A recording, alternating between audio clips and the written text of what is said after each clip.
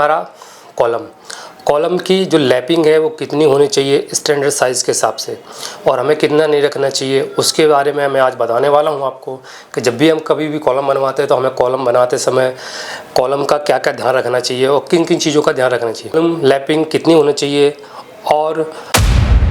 एक ही साइज़ में, मतलब एक ही इक्वल बराबर नहीं होना चाहिए, ये सबसे गलत है। यहाँ क्रैक के चांस बढ़ जाते हैं और ये पूरी तरह से ये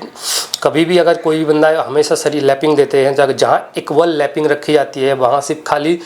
वहाँ पर कटौती होती है ना बचाव के लिए कि सरिया थोड़ा बच जाता है हमारा, इसलिए क्योंकि एक स्टैंडर्ड जो सरिया सभी मार्केट में आता है वो करीब 39 है, जिसमें 3 लेंथ 13 फीट की निकल जाती हैं। अल्टरनेट में क्या होता है, उसमें सिर्फ 2 ही पीस निकलते हैं, कोई 16 के कोई 15 के, तो इसमें प्रॉपर तरीके से एक प्रॉपर नहीं निकल जाता। बट हमेशा अल्टरनेट यूज़ करना चाहिए, जब भी लैपिंग यूज़ करो हमेशा अल्टरनेट ही करनी चाहिए। और दूसरी जो चीज़, लैपिंग अगर सरिया कभी भी छोटा बड़ा है तो किन किन चीज़ों का ध्यान रखना चाहिए, कहाँ कहाँ कितना सरिया होना चाहिए। अगर छत हमेशा डालते वक्त कितना उसमें से जो स्लैब डलती है, स्लैब के बाद कितना सरिया निकलना चाहिए दोबारा उसको लैपिंग जोड़ने के लिए। सबसे पहले स्टैंडर्ड साइज़ होता है जो, अगर 8 mm का तो बहुत कम यूज़ करते हैं हम, रिंग के लिए ही करते हैं, बट फिर भी 8 mm का 16 इंची निकलना चाहिए। और अब अगर बात करते 10 mm की लैपिंग हमेशा 20 इंची होनी चाहिए, और 12 mm की लैपिंग हमेशा 24 mm का जो सरिया होता है उसकी लैपिंग से कम 30 इंची होनी चाहिए, और जो 20 है उसकी लैपिंग मैक्सिमम 40 इंची होना चाहिए, और जो 25 का है उसकी 50 इंची लैपिंग होना चाहिए। ये स्टैंडर्ड साइज़ है, और ये हमेशा इससे कम ज़्यादा अगर कहीं भी कभी भी अगर जैसे मान लो कि जहाँ लैपिंग कम है, इससे ज़्यादा इससे कम है, हो सकता है मे बी के 10 इंची 12 इंची लैपिंग हो, तो वहाँ पे हमेशा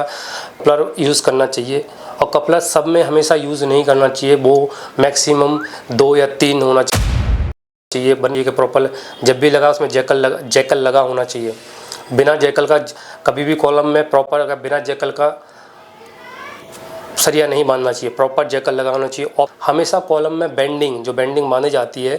प्रॉपर वो 100 टू प्रॉपर 100 बेंडिंग होनी चाहिए, और अल्टरनेट नहीं होनी चाहिए कि एक को छोड़ के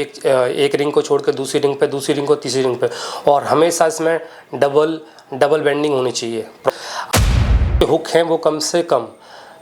135 डिग्री मुड़े होने चाहिए, और आप ये फ़ोटो देख के समझ सकते हो कि उससे कितने बेनिफिट हैं और क्या क्या लॉस है।